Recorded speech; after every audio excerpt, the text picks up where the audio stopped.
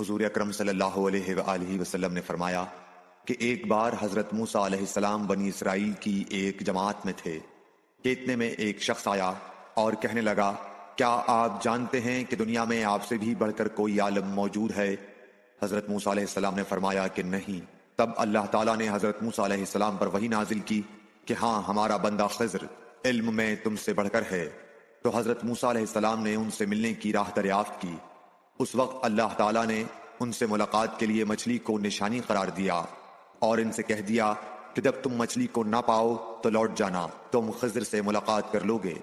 حضرت موسیٰ علیہ السلام دریا میں مچھلی کے نشان کا انتظار کرتے رہے۔ تب ان کے خادم نے ان سے کہا، کیا آپ نے دیکھا تھا کہ جب ہم پتھر کے پاس تھے تو میں وہاں مچھلی بھول گیا اور مجھے شیطان ہی نے غافل کر دیا؟ حضرت موسیٰ علیہ السلام نے کہا کہ ہم اسی مقام کے تو متلاشی تھے۔ تب وہ اپنے قدموں کے نشانوں پر باتیں کرتے ہوئے واپس لوٹے۔ وہاں خضر علیہ السلام کو انہوں نے پایا۔ پھر ان کا قصہ وہی ہے جو اللہ تعالیٰ نے اپنی کتاب میں بیان فرمایا ہے۔ Like, share and subscribe for more videos.